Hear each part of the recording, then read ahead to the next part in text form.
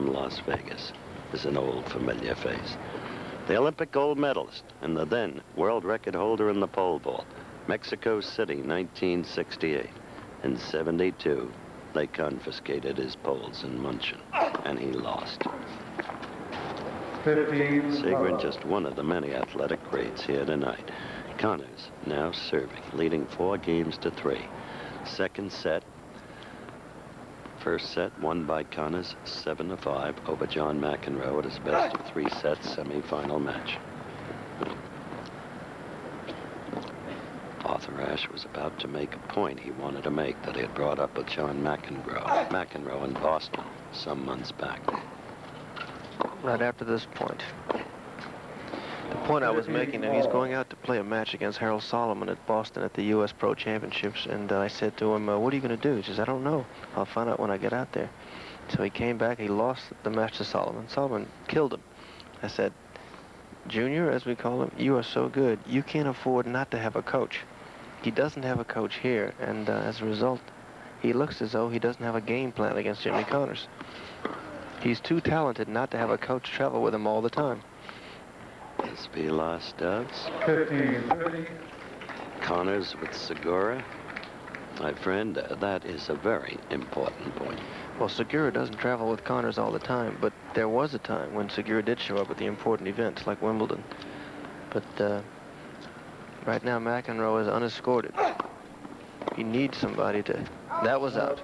He needs somebody to plot strategy for him. We're at 30 all.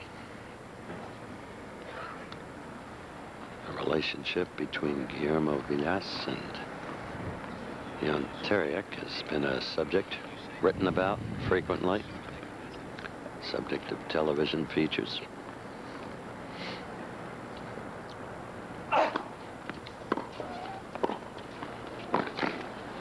It's about a foot out, and he almost hits the ground, but restrains himself. 40-30, Connors leading.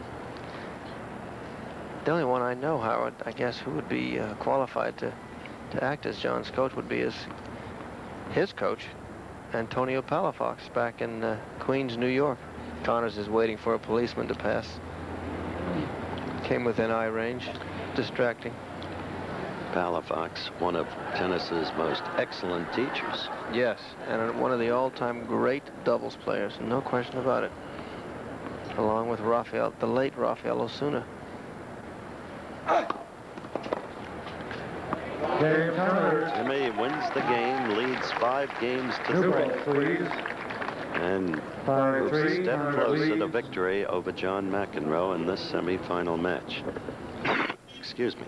If one wants to look ahead to the possibility of Connors against Borg tomorrow, which now looms as a reasonably likely possibility, though we by no means count McEnroe out, the lifetime series between Borg and Connors, the greatest rivalry in tennis, stands at 10 wins for Jimmy, 7 wins for Borg, but it's a little misleading. Bjorn has won 3 of the last 4 matches against Connors. And Bjorn, of course, like Fred Perry, is one of the 2 men who has won 3 straight titles at Wimbledon.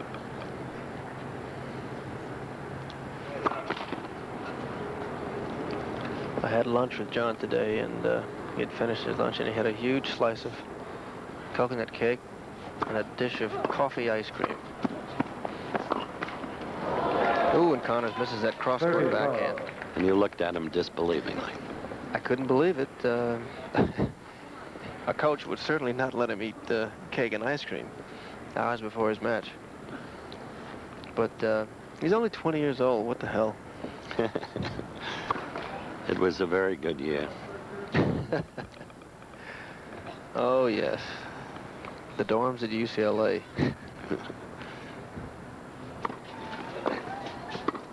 Great backhand volley by McEnroe. He really got on top of that. You notice how quickly he gets in. As good as Connors returns, McEnroe hit that volley only about 1.5 yards from the net. He got in that quickly. We should have mentioned, too, I think, that Bjorn Borg has a coach. Yes, who travels with him all the time. McEnroe. So McEnroe wins that game easily, and he trails in games 5-4. Please. Once again, we're back live, Caesars Palace, Las Vegas, Nevada, the annual site of the Alan King Tennis Classic, a Grand Prix tennis event. Arthur Ashe working with yours truly, Howard Cosell. Jimmy Connors won the first set 7-5 against John McEnroe in the semifinal match. Leads in games 5-4 in the second set. It's a best of 3 sets match, and Jimmy is serving. He should have lobbed again. Gotta lob it. You're almost love. falling on your duff. 15 love. You see the difference in service breaks. In a way, that tells the story, as do the unforced errors. Connors now 3 points from a final confrontation with Bjorn Borg.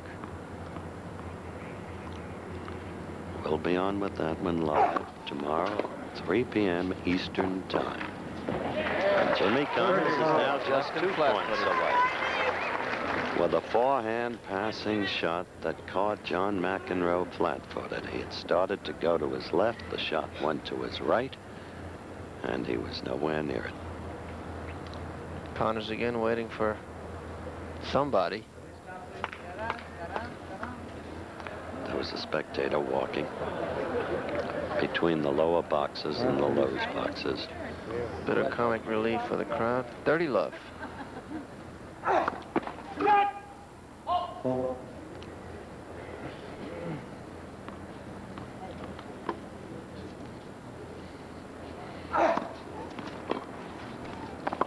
Yes, inside the line. Triple match point now for Jimmy Connors. So, returning Connors' second serve.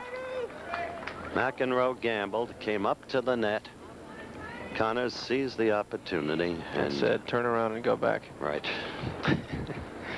Tasting the victory that is now but 1 point away, but is still not his. There will be many days for John McEnroe.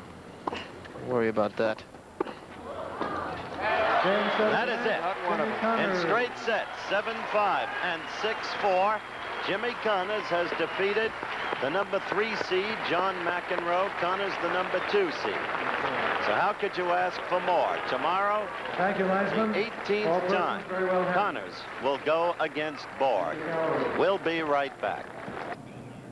So here in Las Vegas, Nevada, convincing victory in the semifinals for Jimmy Connors over John McEnroe, 7-5, 6-4. Now at courtside is our host of the tournament, Alan King, with the 2 contestants. Alan, take it away. John McEnroe, you're about 5 minutes away from number 1 in the world. You played a super match, hard fought, straight sets. Everybody here is very proud. Johnny, how do you feel now? Semifinals at the Classic here at Caesars Palace. Couldn't feel better right now. John, really, how do you play Jimmy Connors? Well, I don't think I have much of a strategy at the moment. I mean, I've lost 6 out of 7 times, and the one time I won, you know, he was hurt. So I think at the moment I haven't figured too much out. I asked him after the match when he was going to quit, so I hope it'll be soon. Well, thank you, John McEnroe, for a job well done. Ladies and gentlemen, John McEnroe.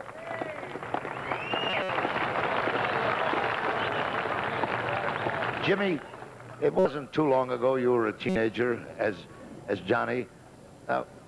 What went through your mind when you were going through that 20-year period there playing the Biggies, the Labors, and the Newcombs?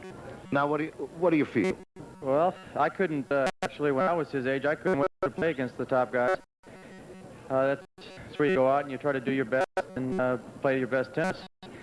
Now everybody tries to play that way against me, which is probably just as much a compliment now to me as it was then to the big guys when I was playing. So I go out and I try to do my best every time, play my game, which has held up for me pretty well over the past couple of years, so it's good enough.